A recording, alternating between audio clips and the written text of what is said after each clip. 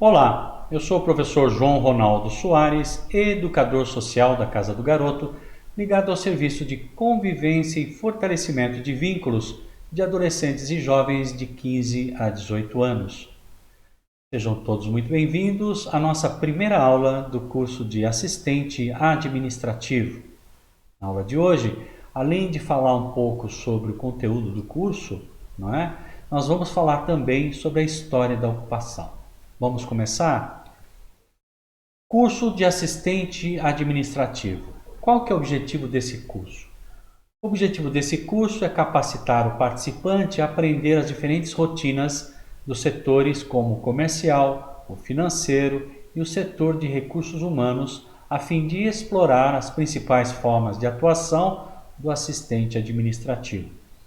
As questões técnicas relativas ao exercício da atividade serão abordadas usando o método construtivo e o da descoberta para que este profissional tenha base para desempenhar funções como generalista em diversas áreas administrativas.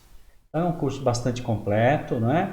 Ele vai privilegiar pelo menos 3 áreas principais dentro de uma organização, onde esse profissional normalmente encontra guarida, para suas atividades. Qual que é o público-alvo? Todo aquele que busca uma recolocação profissional na área administrativa, profissionais da área que buscam atualização ou revisão, ou aqueles jovens, como é o caso dos meus alunos, que pretendem ingressar pela primeira vez no mercado de trabalho. Esse é um curso profissionalizante em vídeo.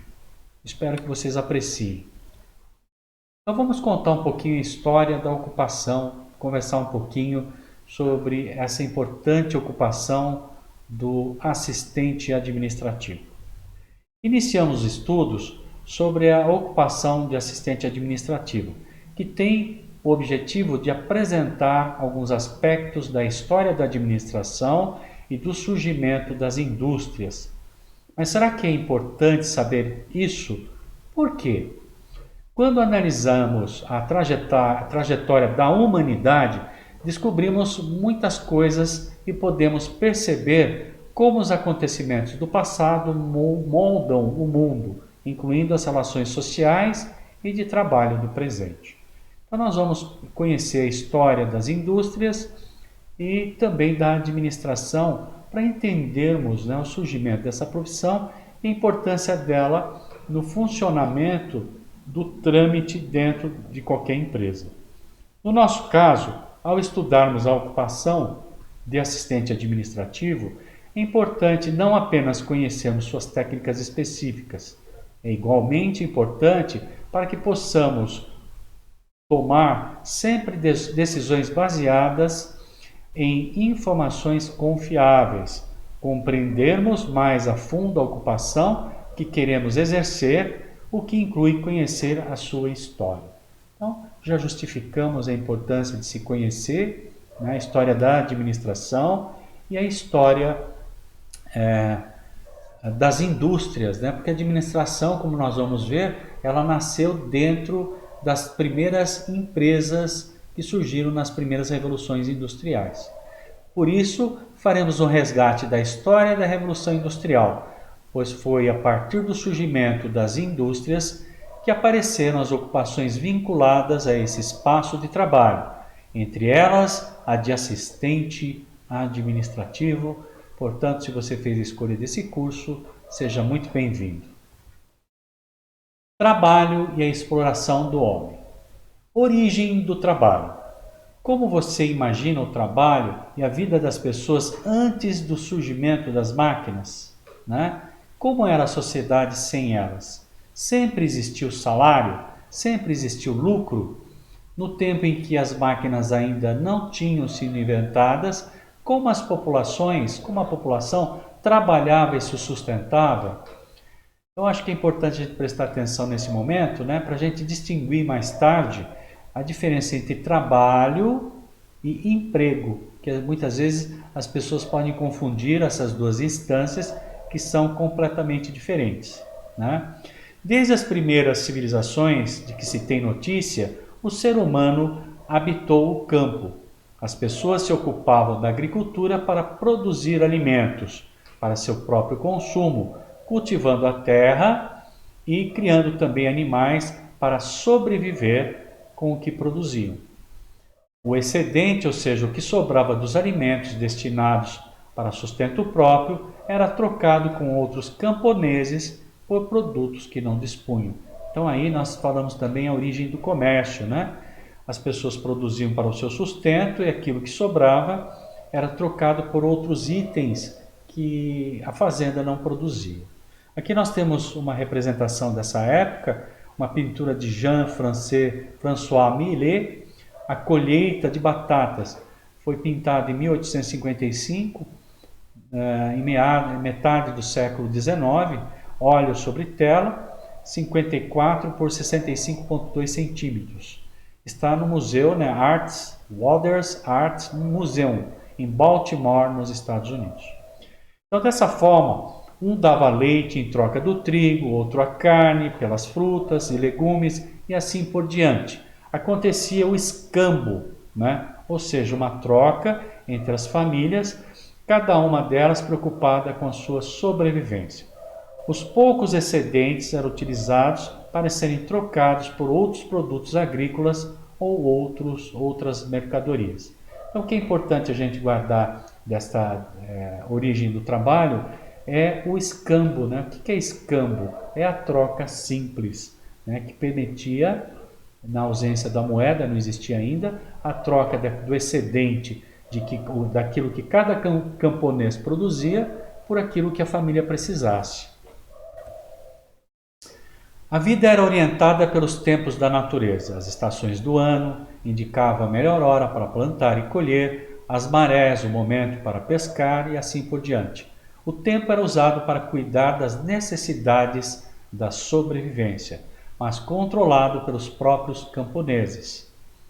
Nesse período, predominou, portanto, o conceito de trabalho, que é diferente do conceito de emprego.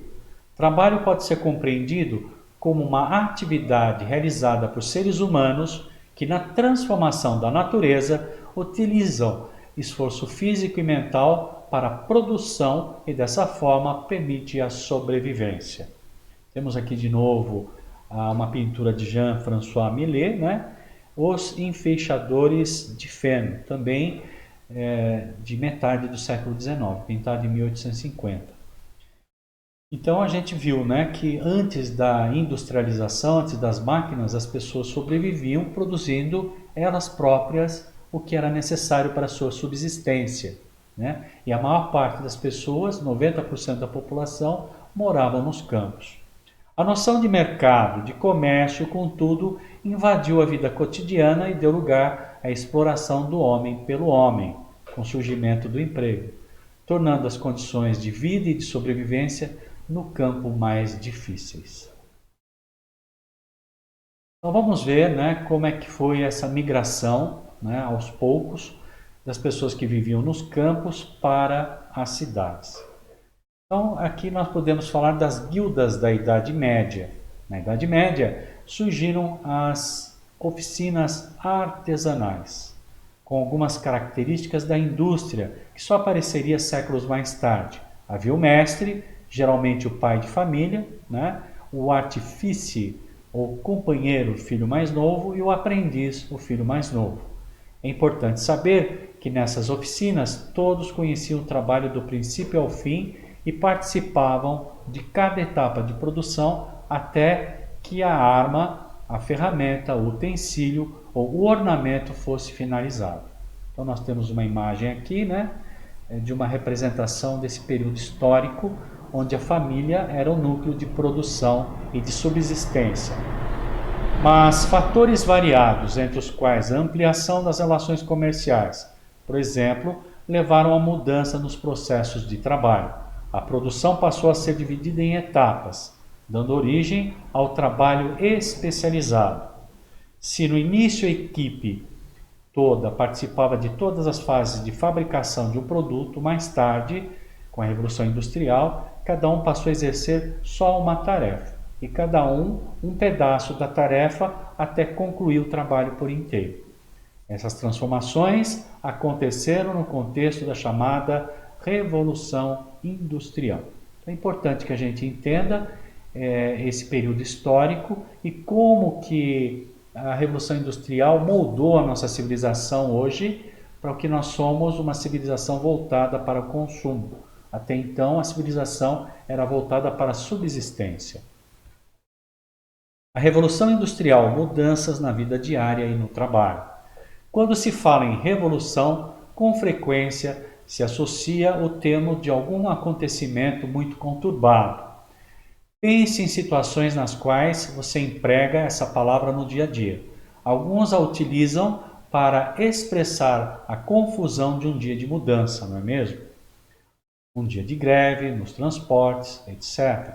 Outros falam de revolução para se referir a transformações, a inovações dentro de um determinado campo do conhecimento, o lançamento de um livro, o filme de uma grande importância, uma descoberta científica e assim por diante.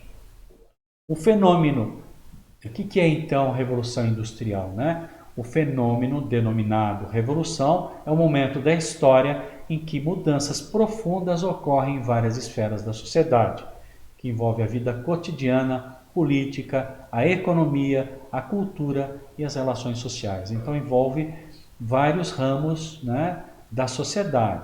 Portanto, ao se falar de Revolução Industrial, é importante considerar que nessa época não foi apenas o trabalho que mudou, mas sim um conjunto de situações e relações na sociedade, transformando então a nossa sociedade numa sociedade de consumo, numa sociedade de produção. O fenômeno da Revolução Industrial ocorreu a partir do século XVIII na Inglaterra, região rica em carvão, mineral e ferro. Ela alterou profundamente o mundo, ocasionando grandes transformações no modo de produção das mercadorias e do estilo de vida da população. Ok? Então, por isso que é importante estudar história, né? Para a gente entender até por que vivemos e por que temos dinheiro, né? Por que temos que trabalhar e trocar, né, o nosso trabalho pelo dinheiro, que inicialmente o dinheiro era o escambo, depois virou dinheiro de papel e hoje é um dinheiro digital. Poucos lidam com dinheiro de verdade, né? Então tudo isso veio lá da Revolução Industrial, lá em meados do século XVIII. Uma das principais, né, modificações da primeira Revolução Industrial foi o uso do carvão para movimentar máquinas, que deu origem às máquinas a vapor. Tal fenômeno criou e revigorou a indústria têxtil. Começaram assim a surgir empregos em maior proporção nas cidades, provocando então a migração de pessoas do campo em direção a elas em busca de trabalho. Então, temos aqui a Inglaterra, é o berço da Revolução Industrial. É importante que a gente se saiba que o fim da escravatura, né, o fim da escravidão, culminou também com a Revolução Industrial. Não era interessante para os ingleses terem escravos se eles podiam vender máquinas. Quem usava escravos não podia comprar suas máquinas. Por isso, a Inglaterra proibiu a escravidão, né, nesse período, que foi fins do século XVIII e início do século XIX. Primeira Revolução Industrial. Então chega 1760, em pleno século XVIII, inicia-se a primeira Revolução Industrial com a chegada das máquinas a vapor e o trabalho assalariado. O trabalho artesanal deu lugar à mecanização, aquele trabalho artesanal das guildas da Idade Média, passa a ser utilizado o trabalho de mecanização, aumentando a busca por operários nas cidades. As famílias migraram para as cidades em busca de ocupação e melhores condições de vida, né?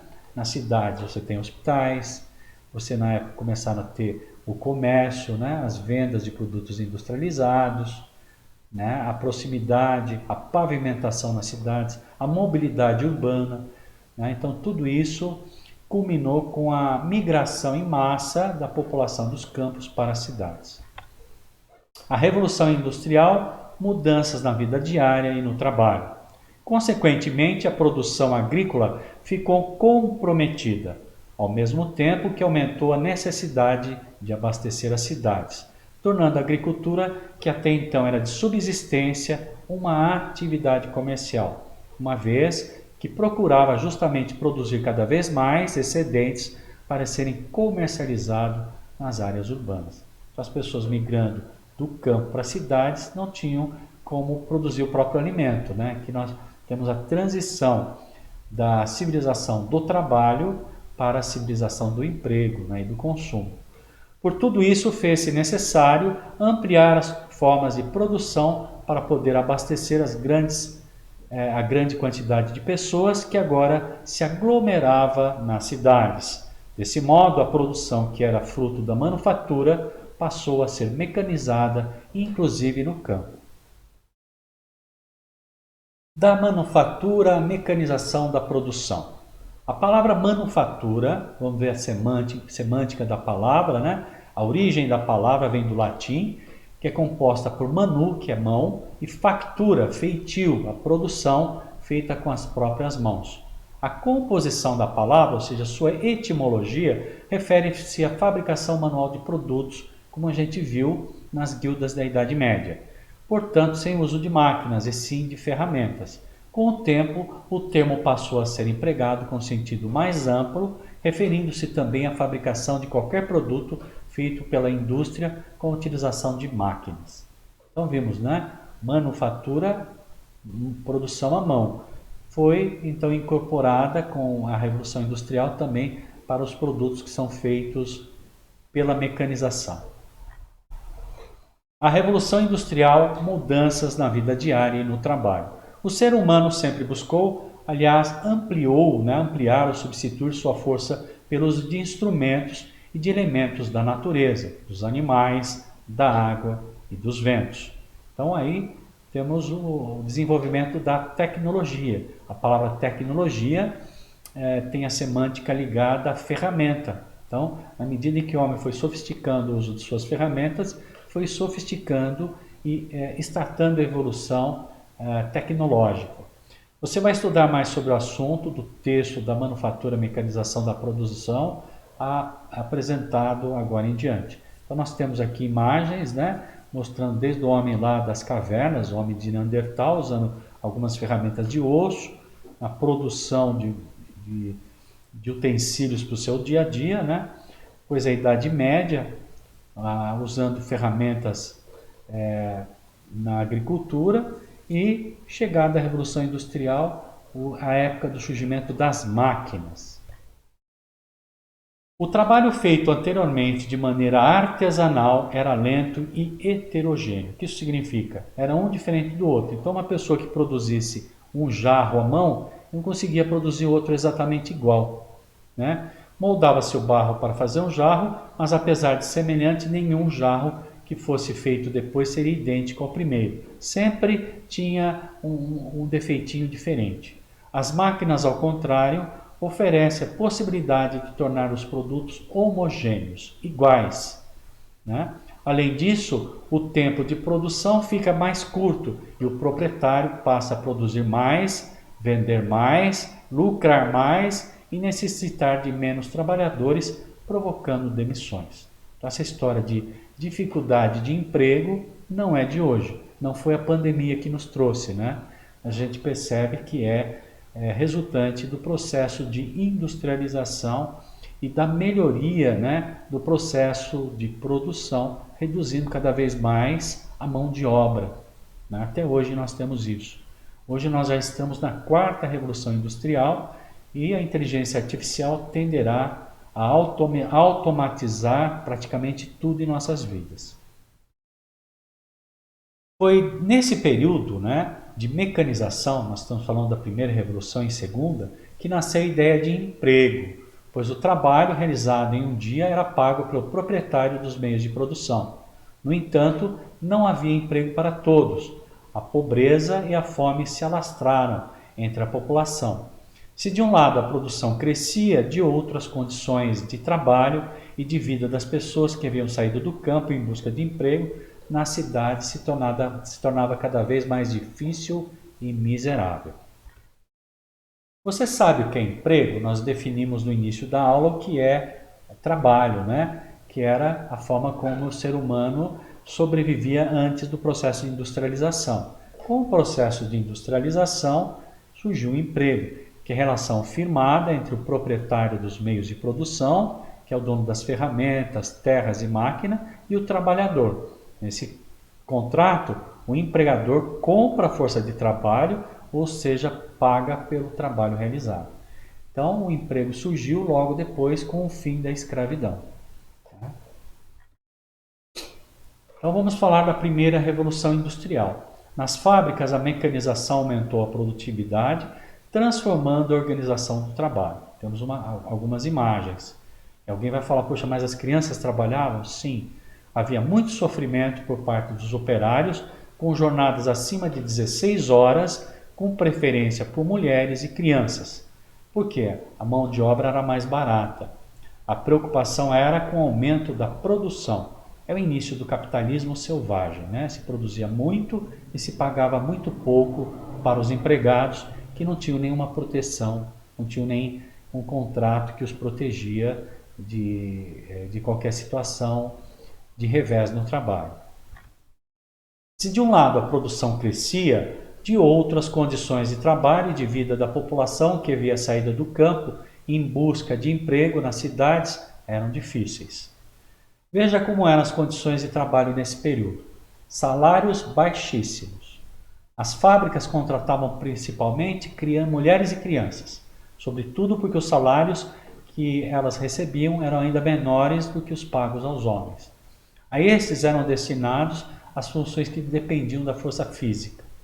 As crianças eram recrutadas em orfanatos a partir de 4 anos de idade para o trabalho na indústria têxtil.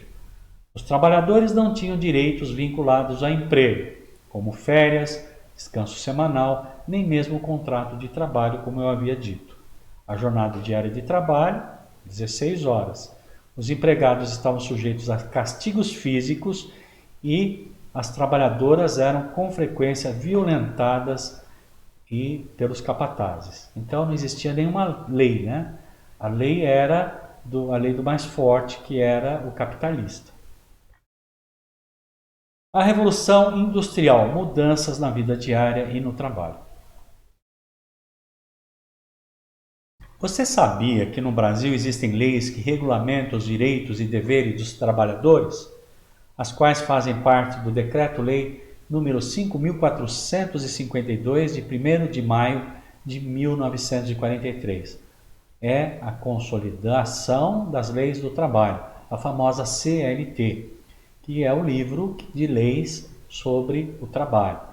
Elas garantem que condições degradantes de trabalho sejam consideradas crime e no artigo 403 proíbem o trabalho a menores de 16 anos e apenas permitam que a partir dos 14 anos o indivíduo atue na condição de aprendiz, que é no caso dos meus alunos, né? Então aqui nós temos o exemplo, né, do Diário Oficial outorgando o Decreto-Lei 5.452, que deu origem à CLT e aos direitos trabalhistas. No entanto, se os proprietários do meio de produção impunham essas condições, que eram as condições terríveis de trabalho, esses, por sua vez, também reagiam contra isso. Apesar da pobreza e da fome, os empregados das indústrias começaram a se organizar, a fim de melhorar as condições de trabalho, até mesmo com o uso da força, como fez o movimento ludista ou ludita no início do século XIX. Então, esse movimento caracterizou-se numa iniciativa dos operários quebrarem as máquinas dentro das fábricas, como forma de protesto contra as péssimas condições de trabalho.